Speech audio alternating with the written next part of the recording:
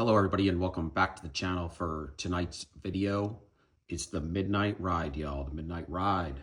I wanted to talk to you about how a narcissist in psychology becomes a narcissist. So let's jump in. What is often described in psychology, and this is for entertainment purposes only from my point of view, but they suggest what happens early in childhood in and around even the age of 2 to 3 years old. The child, of course, they're going to be dealing with a toxic enabler, the one that came from the empathic side of things, but they became toxic because they allowed themselves to hang out with narcissists so long. They didn't give up all their morals, ethics, and values, but they sacrificed them. They sacrificed them, their boundaries, and their self-love, all of their self-worth, and their birthright to accommodate for the narcissist. That's one parent.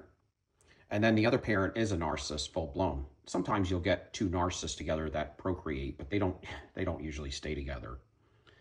So what you'll end up dealing with is a narcissist and a toxic enabler, typically. That's the toxic enabler is the one that goes against all of what their body and their mind and their spirit's telling them and their heart.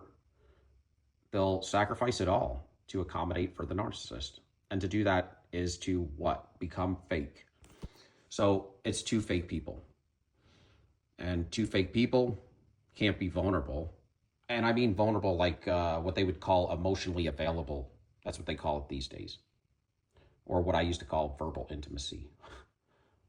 It's nice when you can have a conversation and you're both involved and enthusiastic about the conversation.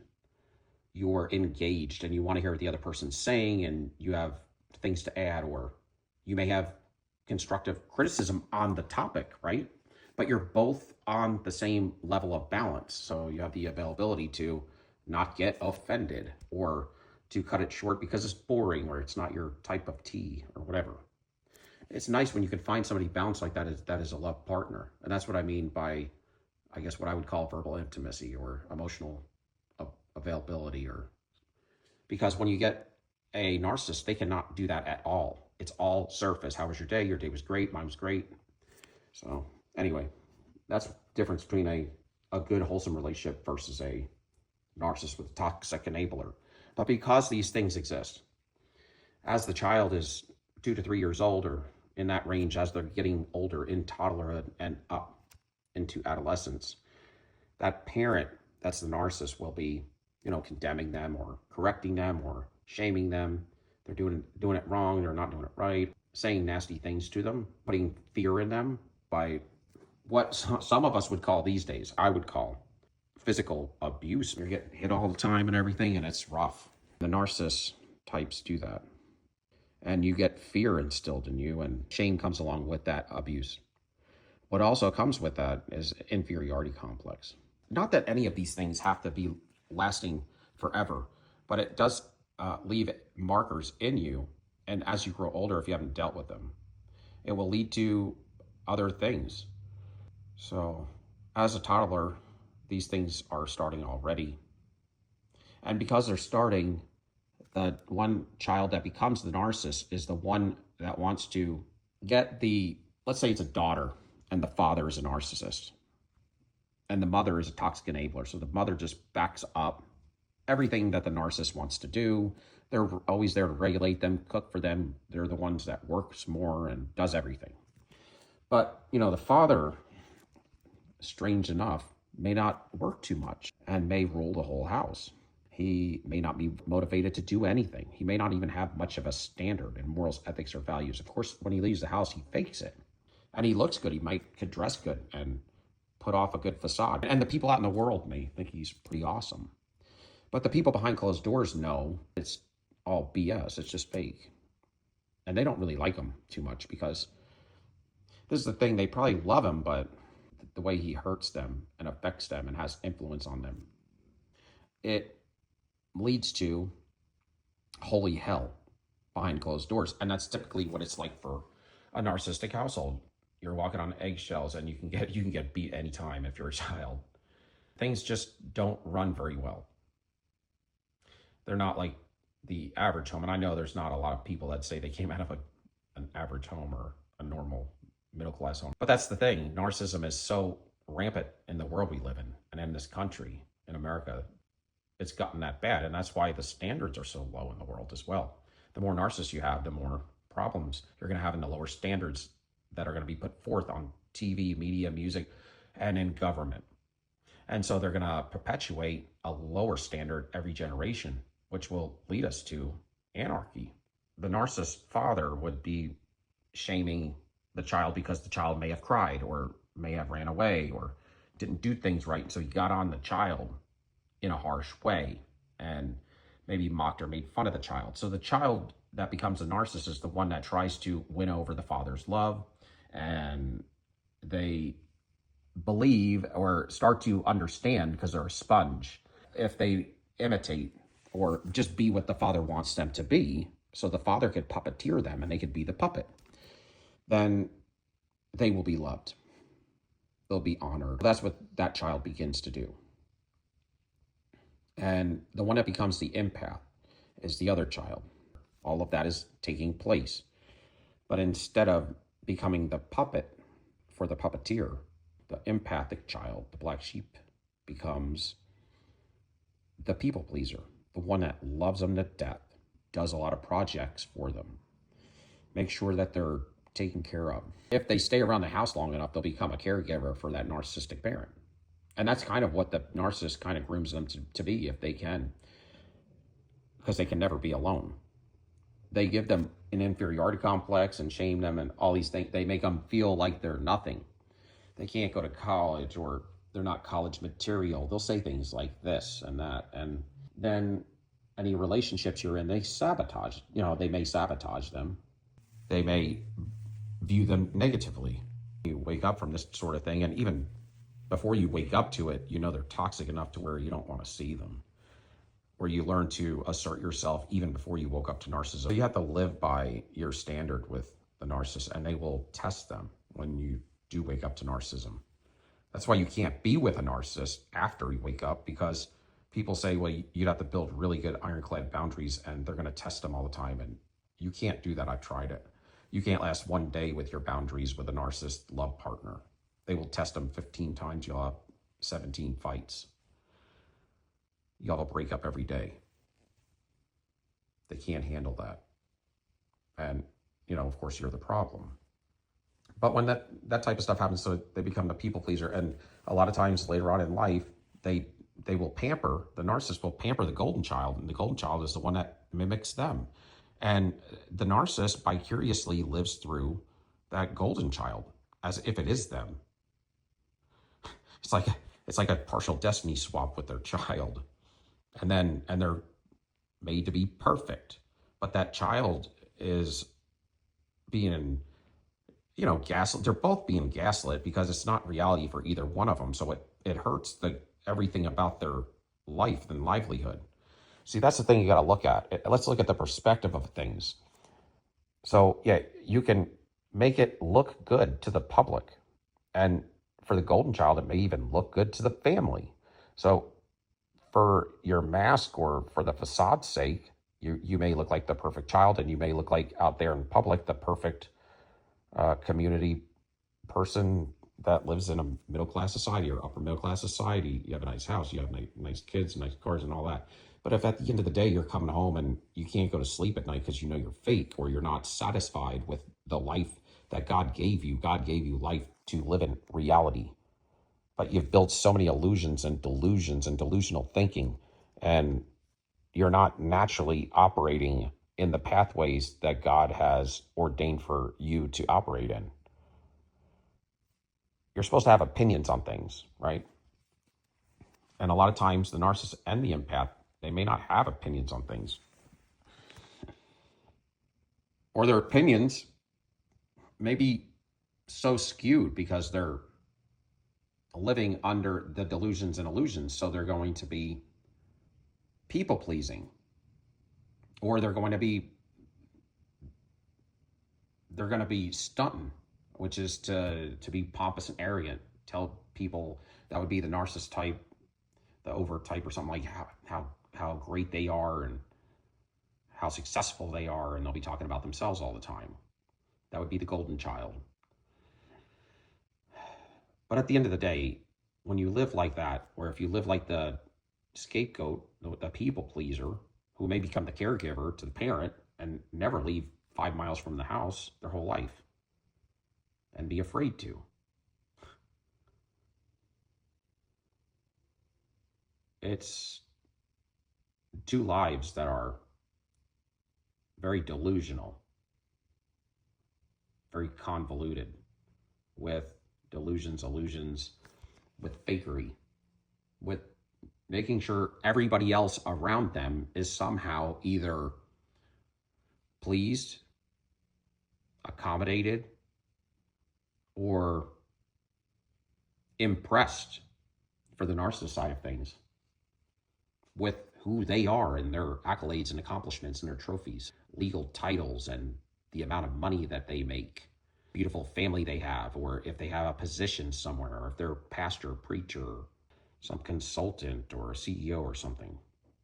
And then it even has the whole thing all the way down to the ground, where you have some narcissist gang leader or something. It'd be power and might, how gritty they are, and how people fear them. So you can look at it anywhere from the streets all the way up to the upper echelon of society. They all have their role, their place, their pivot, their spot. But it's all fake, and you don't get any satisfaction out of that. And what it leads to is you pushing everything under the carpet. There's an elephant in the room, but you can't talk about it. You're fake, I'm fake, we're all fake. And a lot of times people don't talk about this a lot, but the narcissist and the empath are both people pleasers. A lot of times, it's always said that the empath is a people pleaser. We know that because we came out of that. But the narcissist is as well. The narcissist is a people pleaser to, first, their caregiver, right? They become what they want them to become. They emulate them. And the narcissist is in love with himself. I mean, to a point where they think they're God. They're God incarnate on earth. Nothing could be farthest from the truth, right? That's how they view themselves. So when their child acts and operates like them and is always willing to learn more how to be like them, well, the narcissist loves that. And a lot of times what the narcissist will do, let's say as they age, sometimes if it's the opposite gender, it's a father and a daughter, or a son and a mother. Some of them have weird relationships. Some can be weird, man. And I just learned this from research, not from necessarily seeing it, although I've had inklings of it, not in my family, but as far as in other individuals that I have known before. I couldn't prove it or anything, but what you can see is sometimes a mother and a son, or a daughter and a father, could be a little weird, in a weird way, inappropriate with the way they act around each other, almost like they're the couple. Narcissists, like I said, they don't have any standard, and they are the ones that destroy all standards, all ethics, morals, and values, really. And that's because there is no love and there is no truth, right? There's no truth in them. They're a lie. They're the false self. The false self is to sacrifice their true self, which is their truth. That's why they can only lie. And when you don't have love, you don't have any of the 9 fruits of the Spirit: love, joy, peace, gentleness, kindness, goodness, faithfulness, good self-control. You don't have any of these things. Not for real. You have to fake them. And when you have to fake truth because you're not truth at all, every 10 sentences, 5 of them are going to be lies. You have to fake the fruits of the Spirit. That's why they cannot be emotionally available. The narcissist cannot be emotionally available because you need the 9 fruits of the Spirit and truth to be emotionally available, period. That's why they can't be emotionally available. When you sacrifice those things, there's certain things in humanity that become obsolete for life. And that's why I get on the topic of this is the reprobate of Romans 1 and 2 Timothy 3. That's why there is no fix for them. In the whole world today, there's not one. A self-aware narcissist cannot feel the 9 fruits of the spirit, and they look at everything still in life like it's a joke or a game. And when they teach on narcissism, they're almost mocking the fact of the way they think and what they do.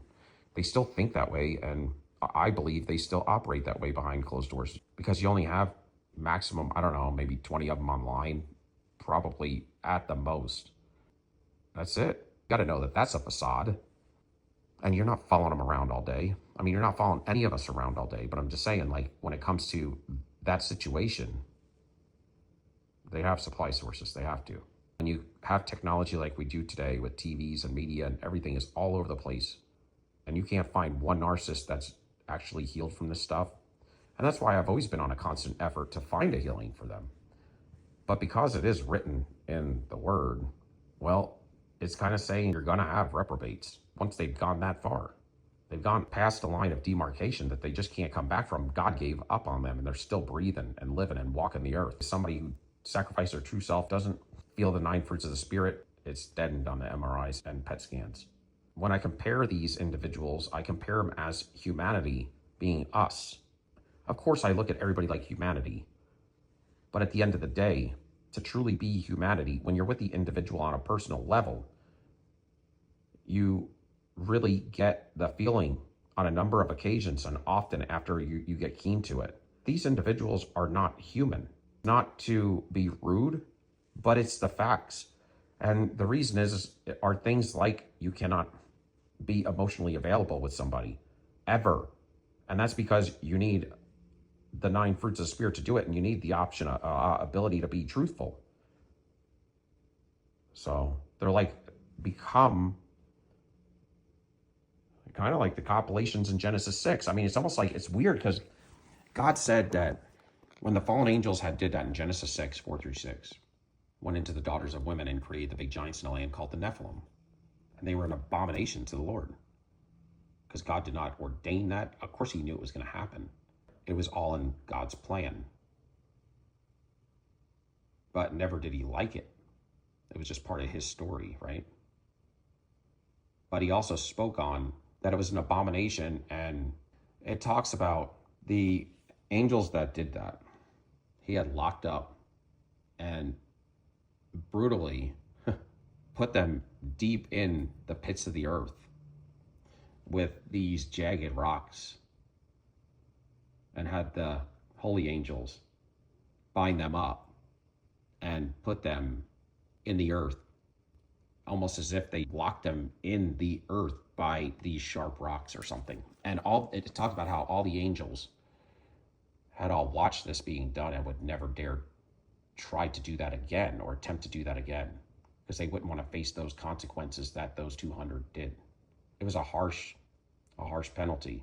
They really destroyed all of what the earth was at the time after God had created the earth for humankind.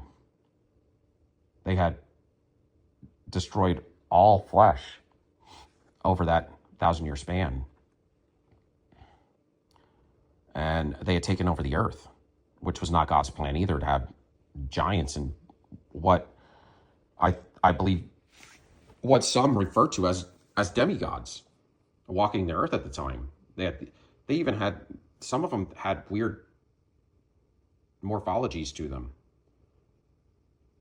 They even, I don't know, there's different things that almost like they had mixed animal or chimeric genetics almost with the fallen angel and the human flesh. So, I mean, you could have had many different copulations going on, and then you had cannibalism going on because they had to be fed. And they were the Nephilim in the land. Like I've always said, it's what they call mythology was pre-flood Noah's Ark reality. And that's what you're hearing. You're hearing the stories of old ancient days. And all of these megaliths and monoliths were, for the most part, some of them were moved because they picked them up. When you have 36-foot tall giants or something, you can and their 2-to-1 girth ratio. We're like a 3-to-1. They had the ability to move large objects, but they also had some of their father's genetics, these fallen angel genetics, and had the ability to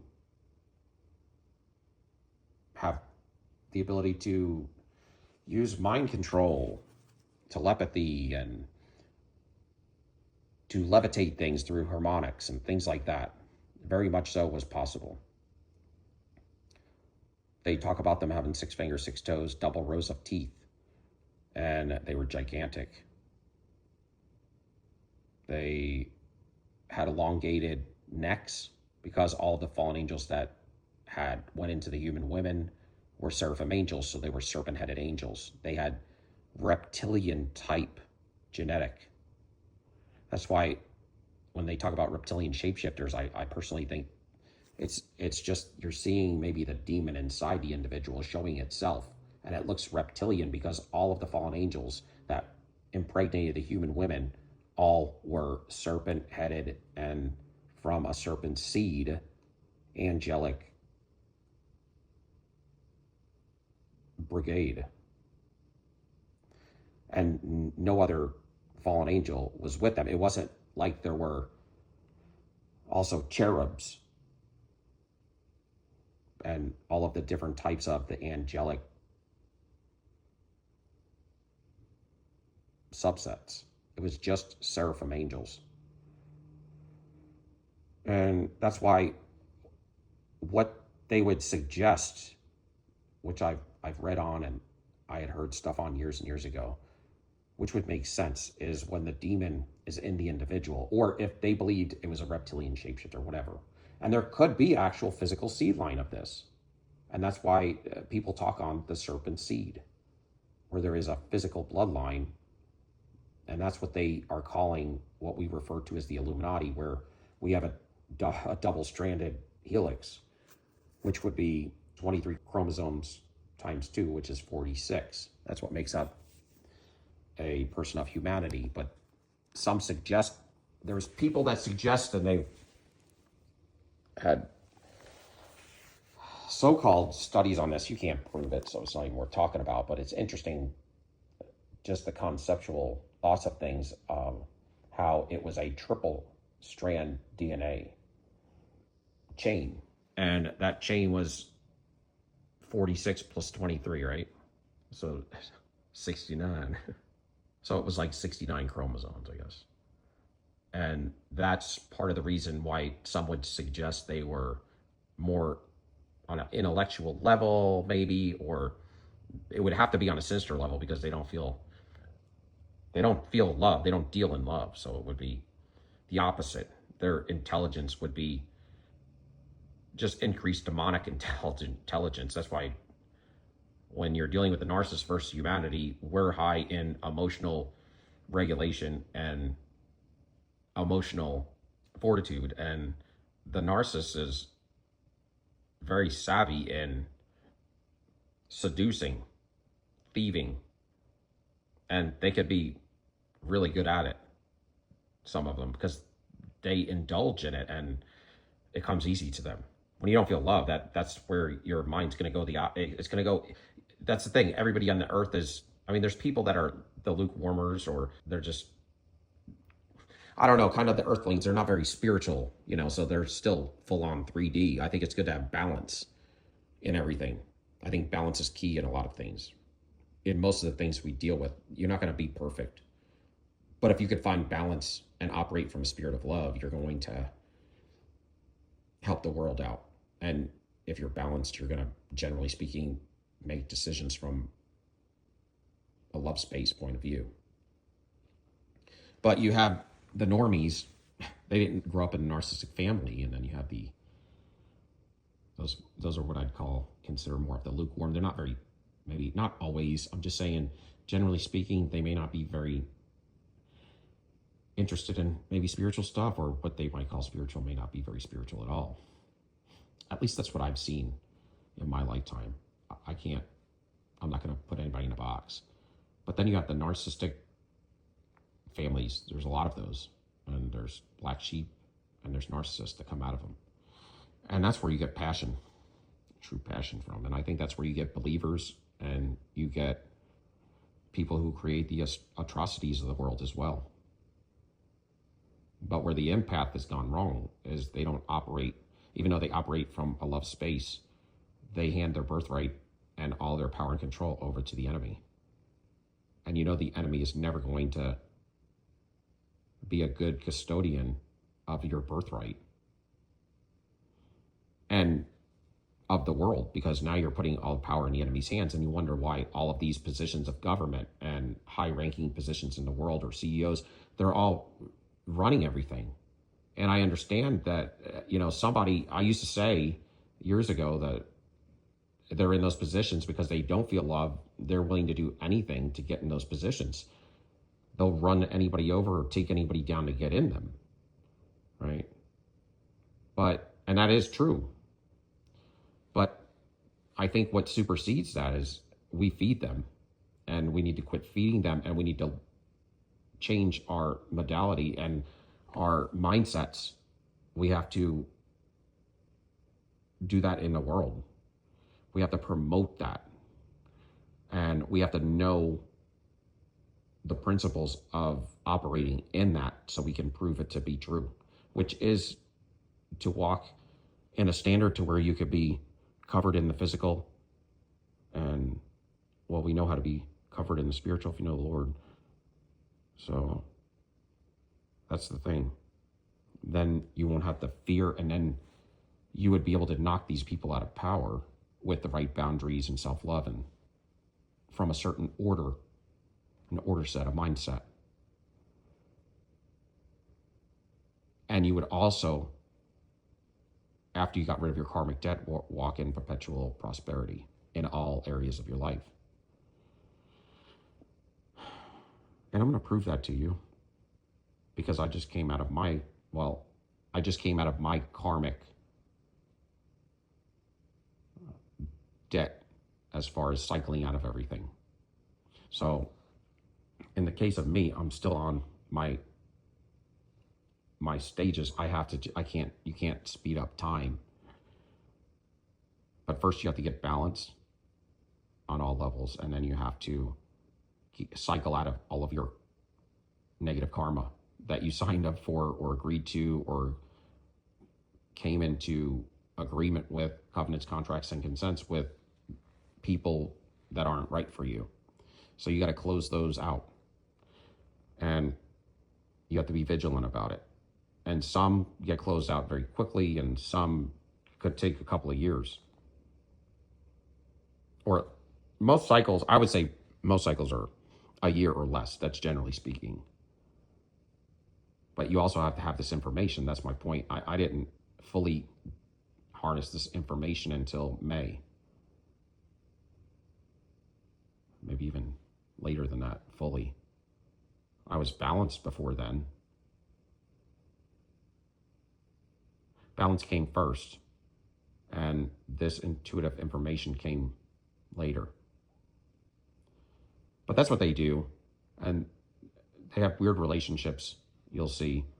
I'm not saying that they're weird on that level, but they may, and they do. And that's where you get sometimes what we used to have, like in some cases, where they used to suggest that all of these kings and queens, they had hemophiliacs because they were interbreeding and keeping things within the family. It gets back to narcissism. And then you also have weird things. There's weird things they do. They're very robotic, very destructive. And how you get the borderline is the one that would cry a lot, get shamed and mocked, and become a narcissist archetype. But then when, let's say, the care partner or the caregiver would shame them to a certain level, to a certain degree, and they couldn't handle it anymore, they would start to become what we see as a vulnerable narcissist, the one that doesn't show any emotions. So they would move from the stage of being a borderline to becoming the stage of a covert narcissist. So that's kind of where that stage would take place.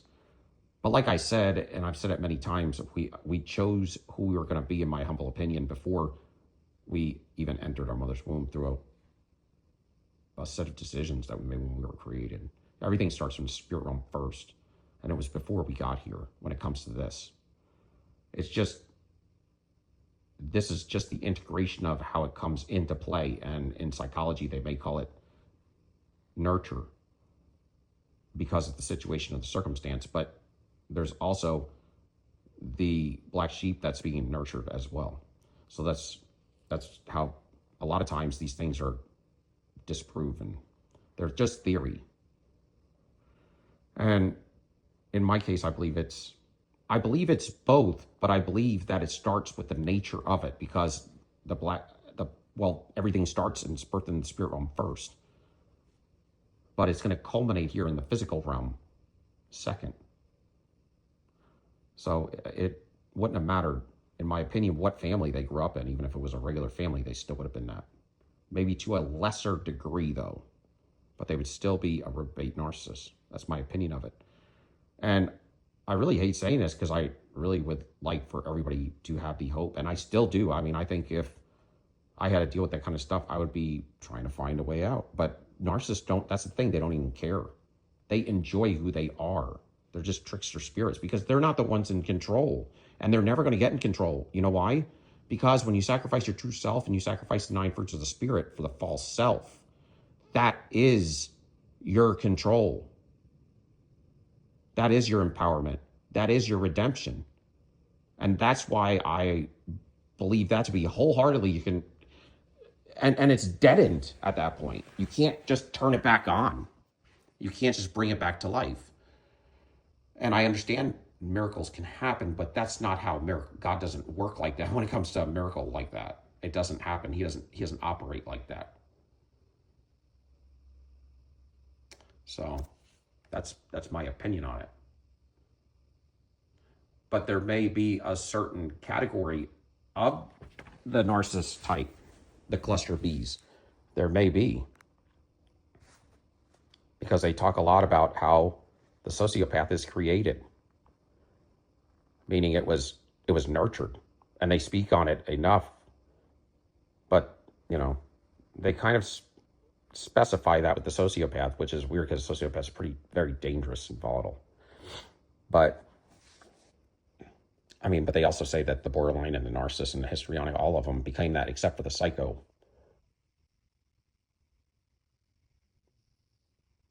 But the way they emphasized that the sociopath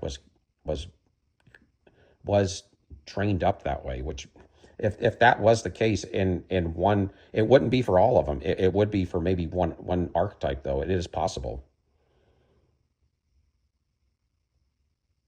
And I'm going to focus in on it at some point, because I think there's something there. Usually when the world tells you something and they repeat it over and over, there's something there. There's some truth there, because God makes them tell the truth, and they tell it in weird ways.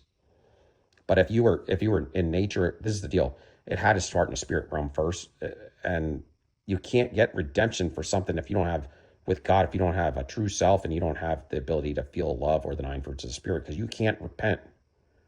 You can't love. You can't forgive, and you can't apologize. And you're going to be in your ego and your pride, and you're going to be pompous and arrogant to the hilt, walking in your pride and ego all day, every day. And that's what they do. They love what they do. And even when they have a collapse, they love what they do. And if it's dead, you have to have love to repent truly, to want God. But a lot of times what they'll do is the father to the daughter, or the mother to the son, when they get older, that they almost have like a relationship with their kid instead of the other spouse or the spouse. They may even get divorced, or they may act like they're divorced, and the narcissist will have, if anything, as they get older, have the golden child manage the money their whole life, because they don't even trust the spouse. So it's almost like they're in a relationship with their son or their daughter. It's weird like that. And they pamper them, or they control them through power and fear. So it's one or the other. Anyway, that's all.